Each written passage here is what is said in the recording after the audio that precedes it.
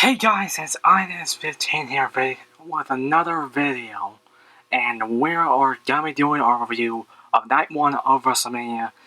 And yep, it was a very good night. Like I said, I think everyone's gonna agree, and obviously I'm still gonna be one that's gonna agree that Night 2 is gonna be pretty good. This was still pretty good, even though we know that Night 2 is gonna be good. I know I've said it, now I'm already saying it like 3 times. Like I said, I won't go too long with this starting section, but also we're gonna get through all the matches. There was really pretty much 7 matches on the card, and I don't even think anything was on the pre-show. Oh, we just got 7 matches on the card. Obviously, some people aren't even represented in here, like the stuff for the tag team turmoil match, and then we don't have Shane, which I just realized I don't have Braun in this, but I kind of don't even care at this point. And also because I really don't care about it, because as that match was just, the match was okay, but again, as far as storyline goes, it wasn't that great, like I said.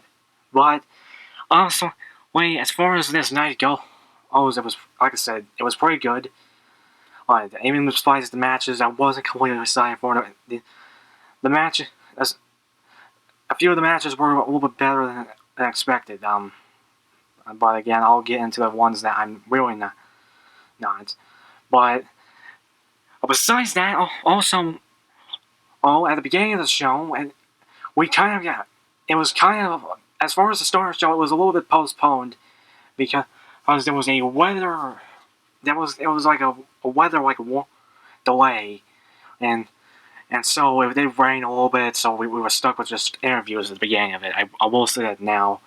It was kind of annoying that the weather was just kind of I decided that I had to ruin our fun. But again, we can't control the weather. But yeah, we're gonna go through all the matches and what I think about it, out the matches in general, and then we're gonna be going and just what I think in general, and then just some things I liked and some things I didn't like. But let's just shut up and let's move on. So going over the first match match after the night, which was announced last night on a sports site, which I can't even remember what it was, because I was up at the gym. I was out at the gym during the time. I was a little bit busy working out, trying to lose my weight down, which today was literally a day when I was trying not to eat too much and just try to work down the weight. I still need to look for some time. What am I talking about? But we have the WWE Championship match with the almighty Bobby Lashley against Drew McIntyre. And if you heard that little noise at the beginning, I kind of hit the thing I was using, in the container I was using. Again, you also know I'm still using my laptop camera, but not the point. As far as this match goes, it was a pretty much good opener for WrestleMania. And so I guess they just picked a very good choice to be the beginning of the matchup. So, like I said, and again, this match was pretty much back and forth. And again, there were some cases I thought Drew McIntyre was going to win. There was some cases that he was near falls to Lashley. He also from a couple of times that he tried to lock into Hurt Lock.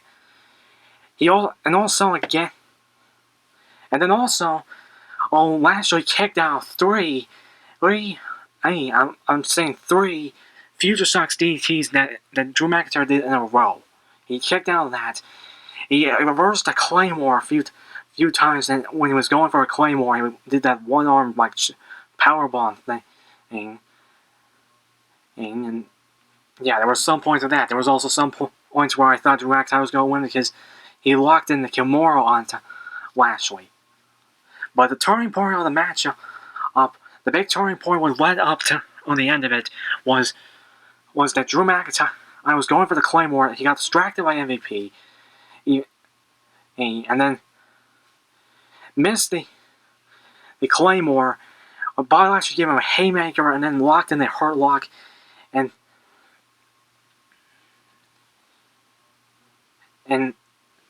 and and that's when Bobby Lashley wins and retains the WWE Championship. I did not expect this at all. I kind of expected it in the back of my mind, but then I was kind of thinking that Drew McIntyre would win. It was kind of like the obvious choice. That's why I picked in my predictions. But Bobby Lashley is retains. That's good for him because again, and him in general, and we don't even know what's going to happen. Who's going to step up the challenge for this guy? But as far as that goes, that's it. Now let's go on to the next match. What's coming up after that match was one of the matches I wasn't really excited for. The tag team turmoil match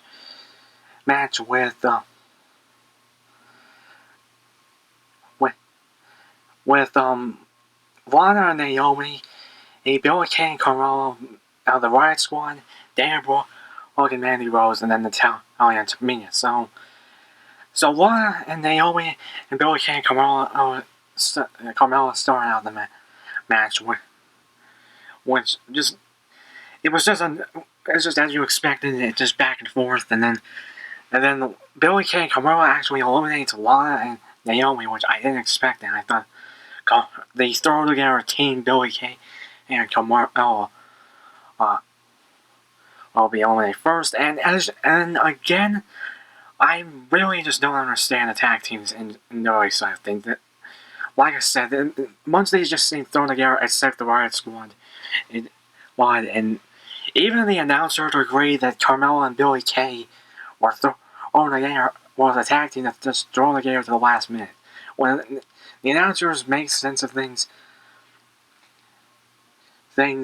you even knows that they're thrown together, that's saying something. But the next team that came out was actually the Riott Squad, and Liv Morgan was actually rocking a Harley Quinn attire. Obviously just based off the first Suicide Squad movie, not getting confused with the second one that's coming out very soon on HBO Max, and maybe theater, and also theaters, I think. But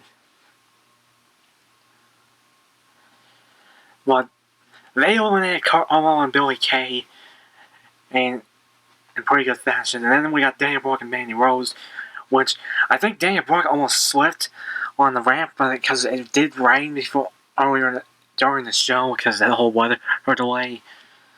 But the Raw's going to do eliminate Dana Brooke and Mandy Rose. It was just kind of just a reversal of a pin, but and then we just got another botch with the announcer almost saying that the Raw's got eliminated, but it was just Dana Brooke and Mandy Rose. And then Tamina and Natalya got in, and this is kind of the one I really don't understand, is that Natalya and Tamina pick up the win, with Tamina doing the Superfly Splash, just in honor of his father, or Jimmy Snuka. But again, I don't completely understand. So they're gonna be facing Tamina and they're gonna be facing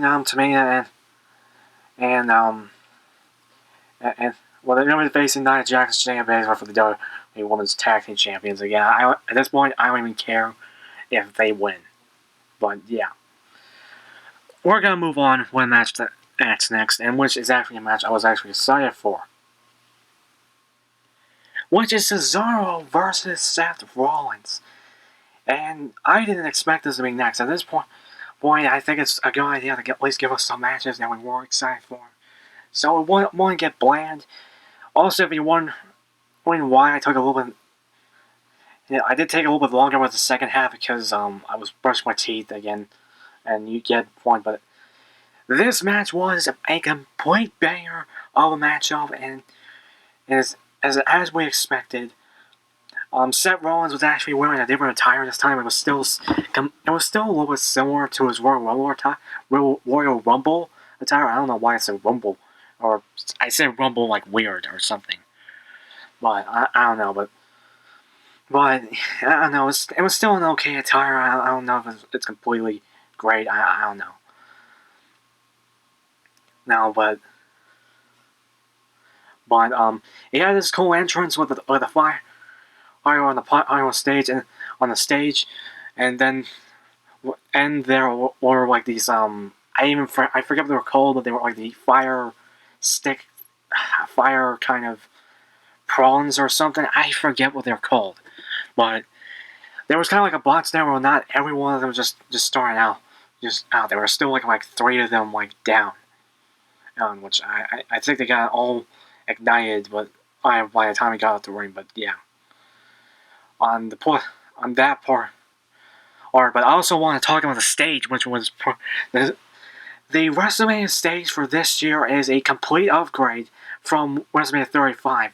The pirate ship, everything, and then just the entrance way, and I think it's pretty good. And then we got the ramp and the stage, which is honestly better. Again, I didn't like that screen that they did. Just that it was because that was just a screen. WrestleMania 35 stage was just a screen with the ramp and the stage looking like they just pulled like some tarp or something on it. But back to this matchup in hand, it was just a banger. Like I said, this match was a banger. And I could say it who knows how many times, but it's true. We had back and forth on these two. We had hard-hitting hits. We had Seth Rollins doing buckle bombs and then uppercuts, and we had Cesaro doing 10 swings first and going to the sharpshooter, or at least trying to go on sharpshooter once, but I think Seth Rollins was able to get out. But I think the biggest reason why he wasn't able to do it because the arm or the hand, because Seth Rollins was going after that. We had Seth pulling up a pedigree for the first time he's done for like 2 years. We had even Cesaro reversing his ripcord knee strike into a neutralizer, and then we had Seth Rollins also doing a corkscrew frog splash also. At least a corkscrew splash. I don't know why I'm saying it 3 times, but I didn't mean to say it 3 times. I was just saying it weird. But they even doing that one move where he's just going over Cesaro and then uses the momentum to kick him back in the head. But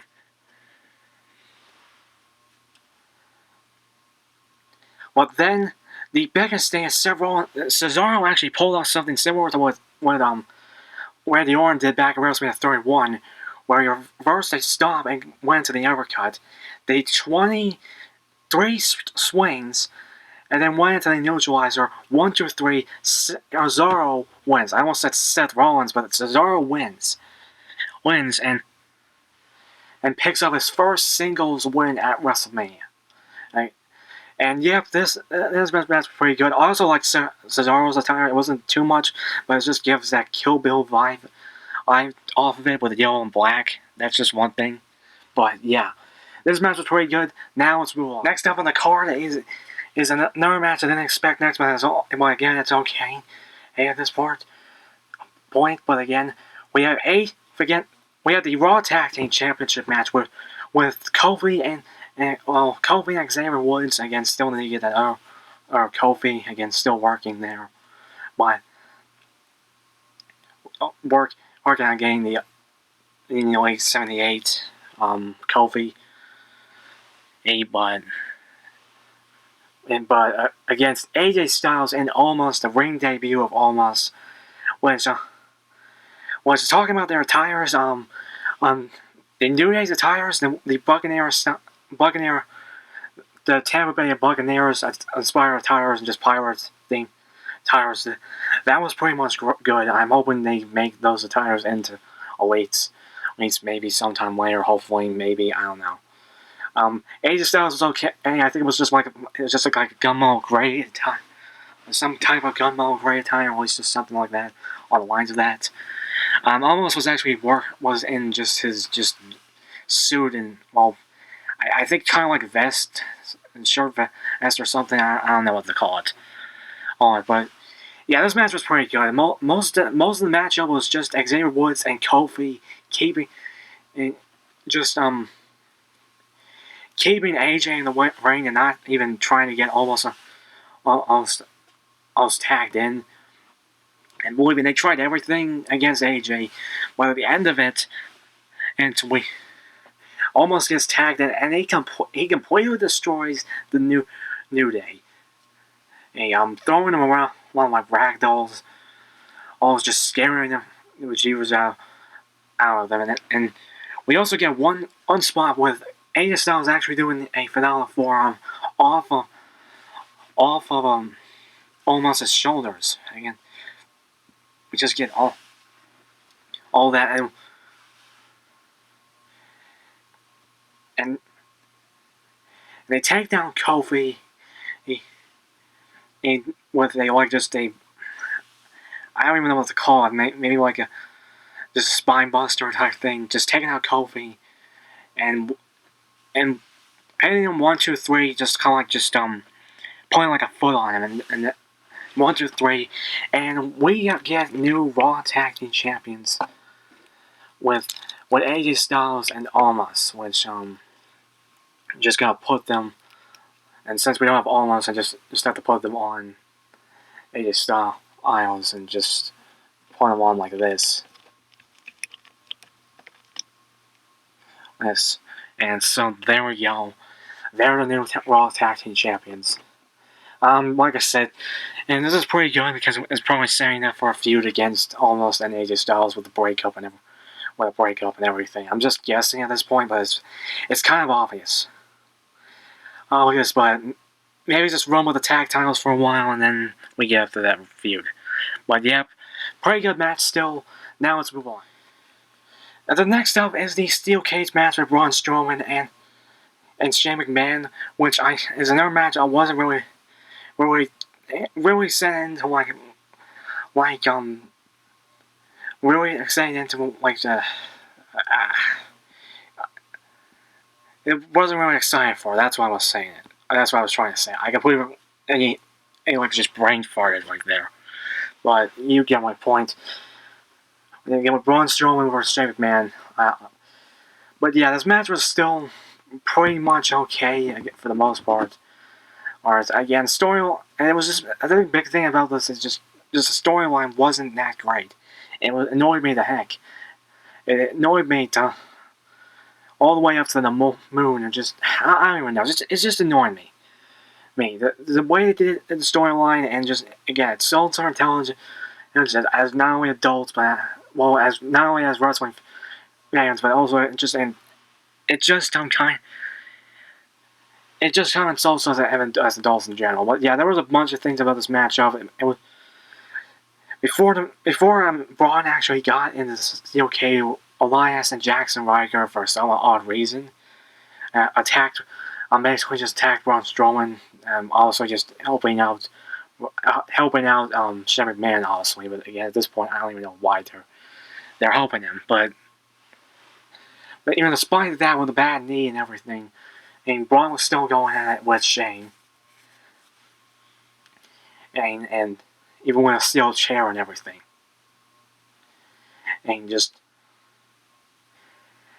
but again, and there was a bunch of spots here and there again, and even Shane doing coast to coast. Also, we had Jerry Lawler on commentary, which was still pretty good to hear him again.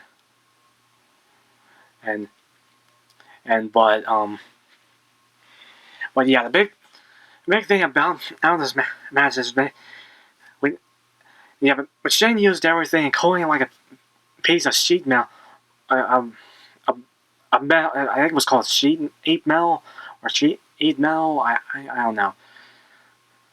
Now it was just some like piece of metal that was on top of the cage, and even bringing that toolbox, which I'm guessing was in one of those bags, on top of the cell, which I don't completely know what's going on there. I don't even know why there was metal on top of the stage. At least just a platform metal. And then we also had Shane doing it as on coast to coast, honestly, even though it's usually classic and Shane McMahon. But the biggest thing is that when he was about to just get out and escape the cage, he was just waving at Braun, and then Braun ripped apart of the wall and dragged him back in there. And then also stopped Shane McMahon from escaping, and even threw him off the the top of the cage onto the mat. And then running power slam, Braun Strowman wins. And I don't know, I'm okay with this match. It was still an okay match, even despite the storyline being completely terrible. But that just ends this, and hopefully Braun gets in some decent storyline. But yeah, that's it. Let's just move on to the next match. And the next match is second to last is the tag team matchup with The Miz and Morrison taking on Bad Bunny and Damian Priest. And I can't say I was too excited for this match, but but this match kind of was more exciting than it really was than I really thought it would be. And it's mostly because of Bad Bunny.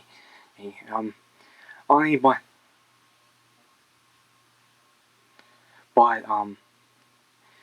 going on the entrances, Miz and Morrison when actually had a pretty good entrance, even if it was a little bit silly. But again, it's Miz and Morrison and trying to get in the head of Bad Bunny. They had a bunch of the army of basically, it had an army of bunnies basically, like hop into the ring, and then we're just saying their hey hop hop song. But yeah, there was some things going on with that. There were a bunch of like rat ears falling off of the guys that were wearing the bunny, the mask and everything, and I think one of them almost fell down, and also their helmet almost fell off. And again, you get my point. But yeah, we got with that Damian Priest's entrance. There was nothing too much I thought that was gonna happen with it. But again, honestly, we still get that. We still get a pretty good entrance with him. But Bad Bunny's kind of blew everyone away. He had the truck. He had like him like. He had like a thing hanging on the top of the truck and everything. It's like a bracer thing. And also as the tire kind of just gave me, I don't know, the coat kind of gave me Blade vibes and stuff like that. I still haven't watched. I kind of haven't watched that movie, but I've seen like clips and stuff on it. But yeah, as far as this match goes, Bad Bunny actually starts out the match, and he was actually blowing people. He was actually just blowing my mind. Stuff like that. Just kind of just surprised me here and there with some of his moves. He was actually throwing the first punch to Miz. He did like a whirl kind of whirl Hurricane Rana thing. That one toward the world move that you're probably familiar with some games and stuff like that. He did like tornado DDTs. He even did a stereo broken arrow to Damian Priest, and also did his crossbody off the turnbuckle. But the biggest thing is he actually formed a Canadian destroyer to John Morrison, and I'm pretty sure it was John Morrison, not the Miz. I might be wrong about that, but even. There was even some points that the Miz was going to win because Bad Bunny, not Bad. Damian was trying to do the reckoning, and he reversed into a skull crusher finale, and also Bad Bunny also broke that up, but it ended with the reckoning to Damian Priest did the reckoning to the Miz 1, 2, 3. He wins, and yeah, this match was pretty good. Even more good than I expected, but let's finally the main event, and probably one of the other matches of the night besides Cesaro and Seth Rollins. We got the SmackDown Women's Championship match with the champion Sasha Banks taking on Bianca Belair, and this match was just good start to finish. And we had so many like spots here and there, even some points that either woman was gonna win. And we had Bianca Belair showing her strength by carrying Sasha Banks just in a military force up the stairs, up the steel steps to the ring, and Bianca even did the 450 splash, and Sasha Banks was able to kick out Bianca Belair still fought past the bank statement, but but but then and well, I don't know. There was just so many things up to that. Even believe it, it was just back and forth going here and there and stuff like that. But it ended with Bianca Belair doing the hair weapon. But also Sasha also used her hair and just wrapped around Bianca's arm, doing like a and I can't actually just submission move, and also I just can't remember what that name is to that move when she was doing that. But it ended up with Bianca doing the hair whip to using her hair as a whip, which that had like a big crack throughout the arena. And also, I am just glad that fans are just back. It just brings that back. That's just an atmosphere with with WWE pay-per-views and just WWE in general. So there we go. So there we go with that part. I just want to mention, but we got the hair whip attack that Bianca does, and then she did the KOD 1, 2, 3. Wait, and she wins, but there was kind of like some weird thing because I think it looked like that Sasha did kick out, but maybe it was too late. But Bianca Belair is your new SmackDown Women's Champion, and yeah, I'm just even her the parents were there, or dad almost just fell over the barricade and everything. But yeah, this was a great night. I like the fan. Besides the beginning with getting the weather delay, but that's completely out of our control. All in all, at this point, we're just gonna have to bear with them because it was out of their control. But they did kick it off right. They ended right. Night one was still pretty good. Other than better than I expected. But again, besides that, I am looking forward to night two. Again, if you be sure to watch my predictions, even though again, and not all my picks were made, but again, I think only maybe a few of them were not made. But I think for the most part, as far as like the picks were done, I'm pretty much did well with the other part, or besides two. But again, and my review for night two is gonna go up tomorrow after the show. The reason why I get up late is this was a little late because it did end late. Because again, we did get delayed a bit. So on the most part, I remember to like, comment down below what you guys thought of the show, what you guys thought of just their attires, the entrances, the stage, everything, even my review in general.